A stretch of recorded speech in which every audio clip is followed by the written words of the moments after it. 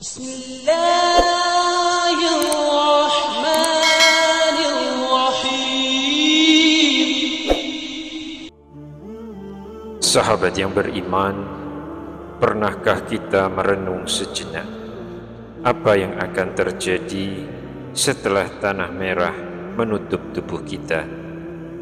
Saat keluarga, sahabat, dan orang-orang tercinta mulai pergi meninggalkan kita sendirian. Di dunia, kita sering merasa aman dengan harta, jabatan, atau keluarga. Tapi di dalam kubur, semua itu tidak ada artinya. Tidak ada istri, tidak ada suami, tidak ada anak yang bisa menemani. Yang tersisa hanyalah amal kita. Bayangkanlah, jika amal kita sedikit, bagaimana nasib kita di hadapan Allah? Jika selama ini salat kita sering terlambat, sedekah kita sangat jarang, dan lisan kita penuh dengan dosa, apa yang akan terjadi saat kita benar-benar sendirian di alam kubur? Rasulullah sallallahu alaihi wasallam pernah bersabda, kubur adalah tempat pertama dari perjalanan akhirat. Jika seseorang selamat di dalamnya, maka setelah itu akan lebih mudah. Tetapi jika tidak selamat, maka perjalanan berikutnya akan jauh lebih berat. Hadis riwayat Tirmizi dan Ibnu Majah. Inilah yang seharusnya membuat kita khawatir, karena malam pertama di dalam kubur bukan sekedar tidur yang panjang, tetapi malam yang penuh dengan ujian. Bismillahirrahmanirrahim. Assalamualaikum warahmatullahi wabarakatuh. Syukur alhamdulillah kita masih dipertemukan kembali di channel ini.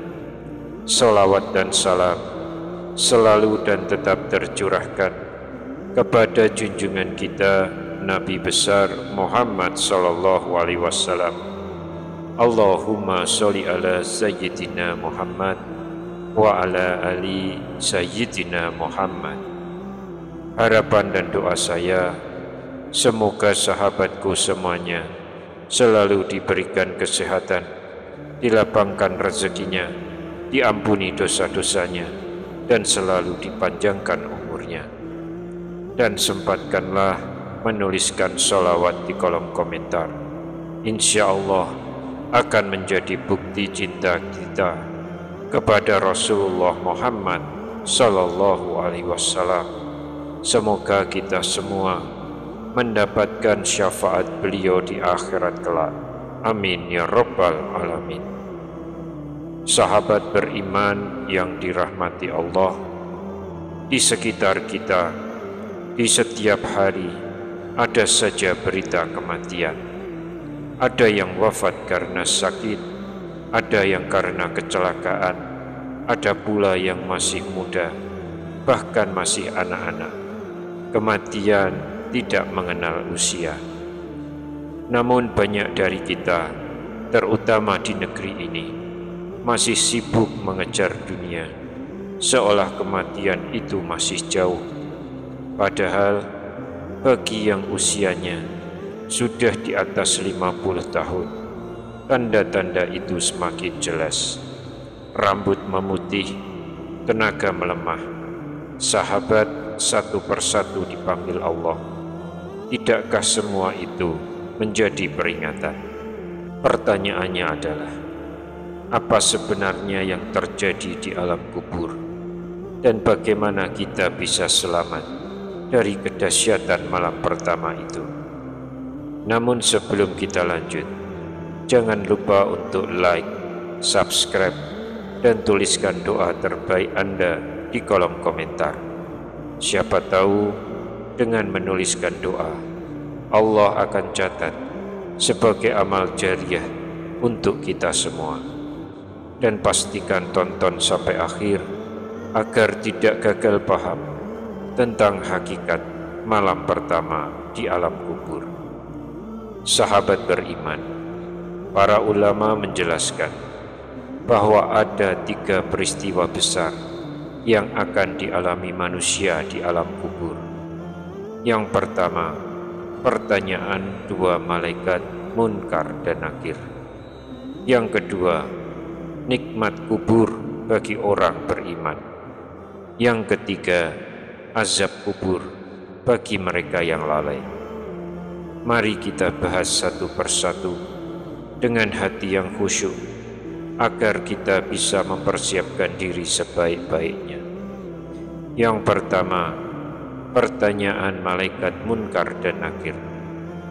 Malam pertama di dalam kubur, manusia akan didatangi oleh malaikat Munkar dan Nakir.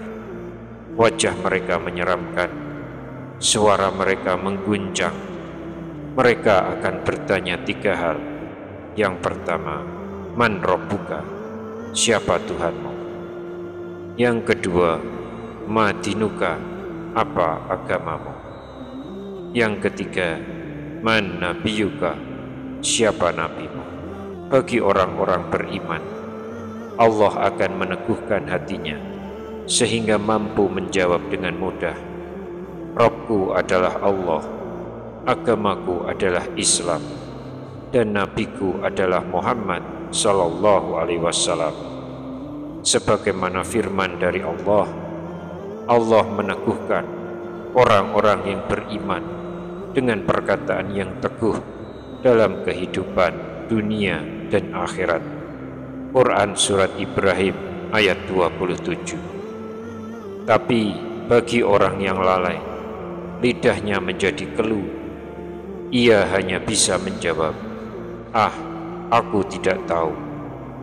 Dan sejak saat itulah azab dimulai. Jika pertanyaan malaikat ini bisa dijawab, maka seseorang akan merasakan kedamaian. Tetapi jika gagal, maka yang akan datang berikutnya adalah penderitaan. Karena setelah pertanyaan itu, manusia akan merasakan balasan amalnya berupa nikmat atau azab kubur. Yang kedua, nikmat kubur. Bagi orang yang beriman, kubur menjadi tempat yang menenangkan.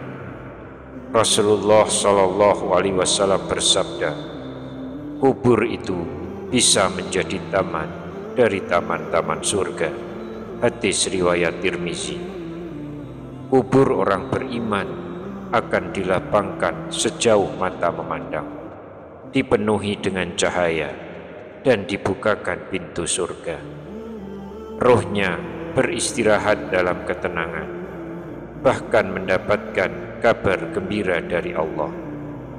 Namun sebaliknya, bagi mereka yang lalai, kubur bukanlah tempat istirahat, melainkan awal dari penderitaan yang tak terbayangkan. Yang ketiga, azab kubur. Rasulullah Shallallahu Alaihi Wasallam bersabda, jika tidak karena aku khawatir kalian tidak mau menguburkan satu sama lain, tentu aku berdoa kepada Allah agar memperdengarkan kepada kalian azab kubur yang aku dengar. Hadis riwayat Muslim, Ahmad, dan Abu Dawud. Azab kubur itu nyata, sahabatku. Rasulullah menjelaskannya dengan penuh rasa takut. Kubur orang yang durhaka akan dipersempit hingga tulang rusuknya saling bertaut. Mereka akan dihimpit, dipukul, dan disiksa dengan azab yang tak bisa digambarkan. Lalu muncul pertanyaan besar, apakah tidak ada jalan agar kita selamat dari kedahsyatan kubur ini? Tentu ada. Rasulullah Shallallahu Alaihi Wasallam sudah mengajarkan amalan yang bisa menjadi pelindung. Di antara amalan yang paling terkenal adalah membaca surah Al-Mulk setiap malam sebelum tidur. Rasulullah Shallallahu Alaihi Wasallam bersabda, ada satu surah dalam Al-Quran yang terdiri dari 30 ayat ia memberi syafaat bagi pembacanya hingga Allah mengampuninya. Surah itu adalah Tabarakalladzi biyadihil mulk atau surah Al-Mulk. Hadis riwayat Tirmizi, Ahmad, Abu Dawud. Hadis ini hasan sahih. Maka jangan pernah remehkan amalan kecil ini, karena bisa jadi ia adalah cahaya yang menyinari kegelapan kubur kita.